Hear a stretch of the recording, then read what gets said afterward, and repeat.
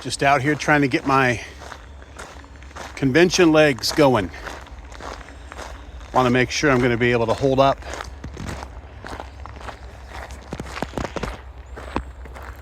We'll see. I'm not buying new shoes like a lot of people. Everything's going to carts, every dollar.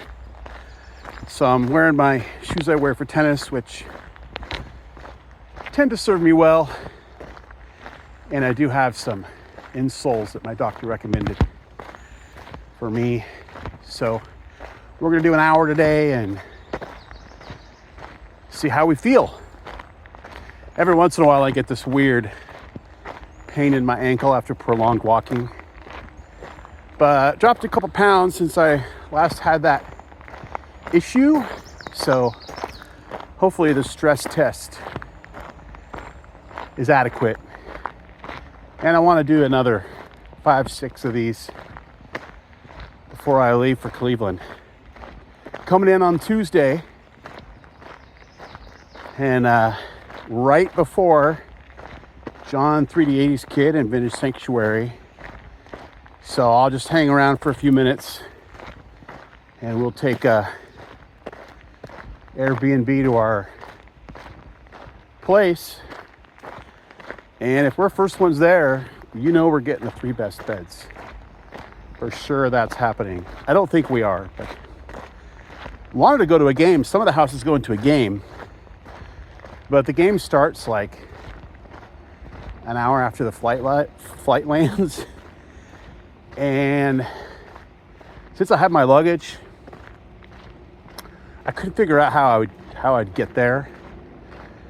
I looked into like storage lockers around town, or even at the airport, not available, or really at inconvenient locations.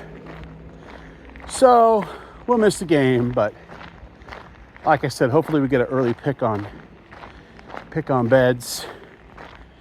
We got to go out. We got to get our distilled water for our CPAP machines. Team CPAP. I think about half the house. So we'll,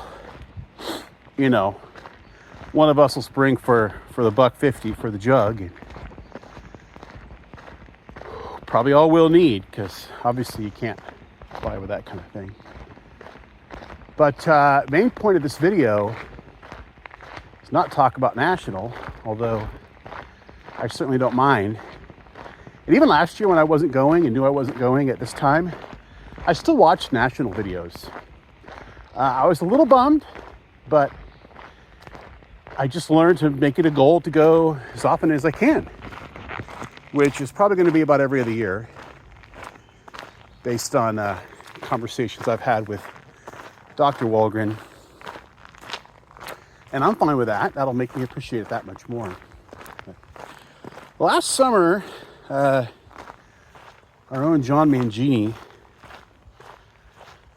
uploaded a great video. It's something like my personal motivation story. I'll link to it here.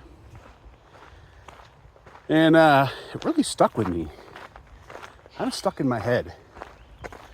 And I went back a couple days ago and rewatched it. It was funny, before I hit play, I went to the comments to see what kind of insightful comment I left. I didn't leave a comment. So then I told myself, well, I'll watch it again and I'll comment. Have I done that yet? No.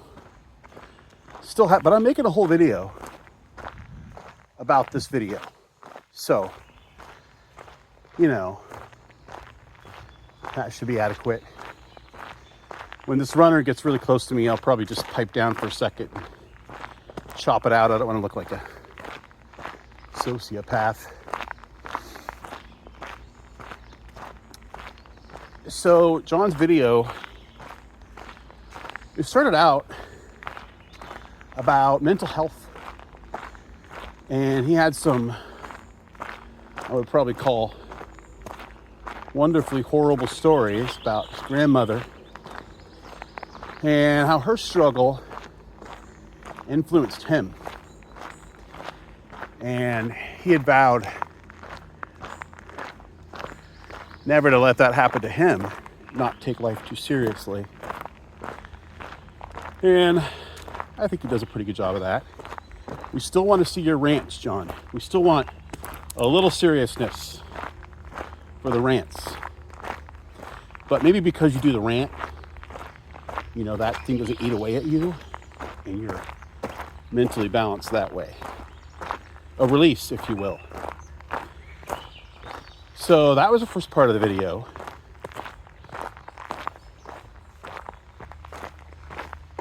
The second part of the video was really about how he does that. And it was a lot about power of positive thought. And I'm a big believer in this myself. I really liked his story about he got together with his wife and they just started saying, checks are going to come in the mail, checks are going to come in the mail, checks are going to come in the mail. And pretty soon checks started coming up they weren't expecting. So that's cool. I look at it a little different. Well, maybe it's the same. But I have kind of a different approach where I'll phrase things in the terminology of what I want instead of what I don't want. So, I don't want to miss the National. It's different than I'm going to go to the National. One's positive, one's negative. Both things put you at the National, but they're different. We know from human psychology, we're more likely to act off positive things, something we want. I think about downhill skiers have to ski between trees. They don't look at the trees. They look at the space between the trees. If they look at the trees, they go into the trees because you go toward what you're focused on. So they have to focus on that space between the trees so they don't die. I remember a similar concept in driver's ed many years ago, 30 plus years ago. Learning that when someone's coming at you with your brights on, you're supposed to stare at that fog line off to your right. Because if you're focused on how bright their brights are, you might just turn your wheel toward them a little bit. And again, you might die. Not good. Then you're definitely not going to the National. We do this framing things in the positive in education. Before every lesson, I have what's called a learning target. For those of you that aren't in the schools. And it's basically what we're going to learn for that lesson. So, a math learning target might be multiplying a 2-digit number by a 1-digit number. When I write this learning target on the board, I read the learning target, then we read it together. So we're saying it. But we don't just say, let's multiply 2 digits by 1 digit. We say, I can multiply a 2-digit number by a 1-digit number. We say it like we can already do it. So what does all this have to do with baseball cards? Well, if you watch John's video, he encouraged people to set a goal and start using the correct, appropriate, affirmative language to buy a card that you've wanted. So, I think I'm going to do that. This is the announcement of Eddy's Grail card video, among the other 5 things I've already talked about. It's a long walk. What do you want from me? So, what's the card? Grail. Let's talk about Grail first off. To me, a Grail card can't be anything that's newer than, I don't know, I don't want to say that. It really bothers me when I see a card pulled out of a pack on like a clip or a short. And, oh, Grail card. Grail card. Grail card to me is something you've wanted for a long time. It fills a specific need in your collection, and you can't just go out tomorrow and buy. So those three things are true of my card. Just finished this book about Ty Cobb, which I highly, highly, highly recommend to anyone. If you haven't read this book, most of what you know about Ty Cobb, his character, is probably wrong or maybe a misunderstanding. And the author does a great job of backing up those wrong assumptions or just outright lies that Al Stump propagated and other people. And Ken Burns, I'm sorry, I love baseball documentary, but Ken Burns just took what he had from Al Stump and some other people and anecdotes that weren't vetted and ran with it.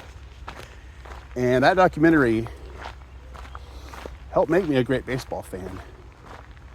But we could do without the Ty Cobb section, or at least do an addendum, make it right. Mini rant over. So, I was a fan of Ty Cobb before, but now I'm a bigger fan because I feel like I understand him a little better. And there's one set I've always loved.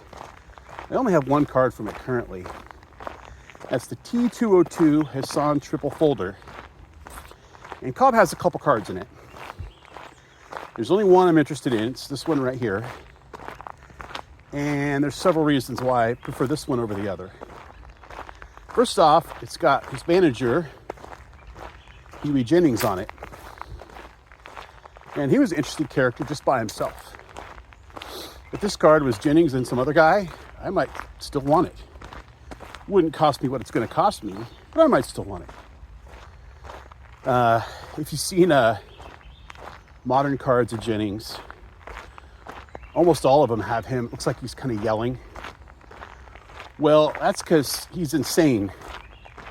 When he's coaching, he would bring with him to the third base coach's box rubber snakes, toy soldiers, wind-up toys, and he would yell, "Yeah!" at the batter repeatedly. And he did this for a long time. So a lot of the source photos for this modern cards are pictures of Jennings with his hands cupped around his mouth and stomping and screaming like a donkey. And he's in the Hall of Fame as a player, by the way. He was on the late 1800s, the great Baltimore Orioles teams. So there's that. Obviously, the star of the show, Ty Cobb, on the right. And the picture in the middle is a famous, I've been calling it the first great action shot by Conlon. He's a famous baseball photographer. And that was taken at Highland Park. And that actually ties into another collection of mine that I'm kind of just now getting off the ground, which is the Glory of Their Times collection. So in that picture with Ty Cobb, that great picture, is someone named Jimmy Austin, who was featured in Glory of Their Times. And he makes some great commentary about that photo too. And most notably, or not most notably, but one thing that sticks with me is he says he has the most famous rear end in baseball, which might be true. So here you have three things that bring this card together for me. I love the artwork, I love the photo, I love the subjects, everything about it. So we all have different hobby budgets, collecting budgets. What makes this a Grail card for me? Some of you could write a check for this card right now. And a decent, a nice 1, or maybe even a 2, you're probably under 3K. 2 to 3K. Anything under 2K, you're looking at a real beat up card. And I want to be able to glance at this card and say, it looks like a nice card. Paper loss on the back, I could live with that. But that's neither here or there for this discussion. So for me to do that, I need to save. I still want to buy other things while I'm saving for this card. So this is going to be a couple year thing. That's what makes this a Grail card for me. If you could write a check for this card right now, I'm happy for you. And I'm not jealous. Some of you could never buy this card. Never. Right? So I'm happy to be somewhere in the middle. Because when I do get it, and notice the language here, when I get this card, I'm going to appreciate it more than anybody, or as much as anybody. Because it's going to be a journey. It's going to be a journey for me. And I'm happy to do it. So John, in his video, he brought in card collecting into the discussion. And it was just that. Find a Grail card, something that seems pretty tough, and it will be. You know, make it your wallpaper. Put it in front of you. I plan on getting a reprint. Matter of fact, I think I have one. And I'm going to start telling people, I'm buying this card in 2027. And I'll still be able to add to my other collections. And that gives me time. In 2027, I am buying that Grail card right there that you see on the screen. Go watch John's video. Great video. Probably still won't leave a comment. I don't know. Sounds like something I might do. Wish me luck.